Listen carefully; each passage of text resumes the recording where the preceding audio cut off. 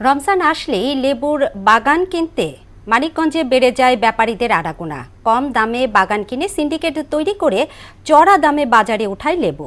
তখন ক্রেতারা বেশি দামে লেবু কিনতে বাধ্য হন। এমন বাস্তবতায় দাম নিয়ন্ত্রণে প্রশাসনের তদারকি চান ক্রেতারা। শরীফুল ইসলামের প্রতিবেদন, জানাচ্ছেন আফরিন পপি। সারা বছর লেবুর চাহিদা থাকলেও রমজান এলে তা বেড়ে দাঁড়ায় ৩ গুণ। কিন্তু পাইকারদের রোষানলে পড়ে লাভের মুখ দেখতে পান না বাগান মালিকরা। রমজান আসার আগেই লোভে ফেলে অগ্রিম দাদন দিয়ে লেবুর বাগান কিনে নেন পাইকাররা। পরে লেবু মজুত করে বেশি দামে বিক্রি করেন বাজারে। তারা কিনে এই জিনিসগুলো স্টক করে, তারপরে হয়তো যখন দাম বাড়ায় না হলে বেচছে না। লেবুর দাম বেশি আমাদেরও কিনতে হচ্ছে এবং সাধারণ জনগণেরও লেবু বেশি টাকাতে কিনতে হচ্ছে। পাইকারি বর্তমানে 120 টাকা।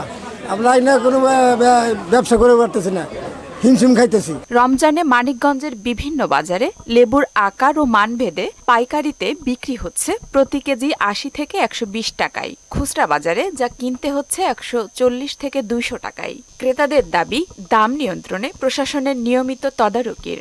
লেবুর দামটা আর কি বাড়তে প্রশাসনের তদারকি থাকতে হবে, এটাই আর কি। আরো যদি মনিটরিং করে তাইলে খালি লেবু না, যে কোনো বাজারে আপনার কন্ট্রোলে থাকবে। রমজানের কারণে লেবুর চাহিদা বেশি থাকায় বেশি দামে লেবু বিক্রি করছে পাইকাররা। লেবুর আবাদ বাড়াতে কাজ করছে কৃষি বিভাগ।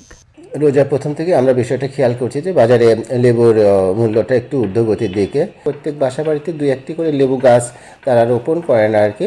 তাহলে আমাদের যে চাহিদাকালীন সময়ে আমরা সেখান থেকে আমাদের প্রয়োজনীয় লেবুটা সংগ্রহ করতে পারি। লেবুর দাম নিয়ন্ত্রণ সহ রমজানের নিত্য প্রয়োজনীয় দ্রব্যের বাজার নিয়ন্ত্রণে নিয়মিত অভিযান পরিচালনা করছে জেলা প্রশাসন।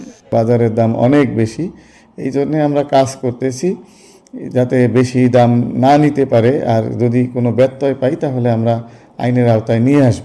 এবছর জেলায় 233 হেক্টর জমিতে লেবুর আবাদ হয়েছে, যা থেকে 3415 মেট্রিক টন লেবু উৎপাদন হবে। আফরিন পপি, মোহনা সংবাদ।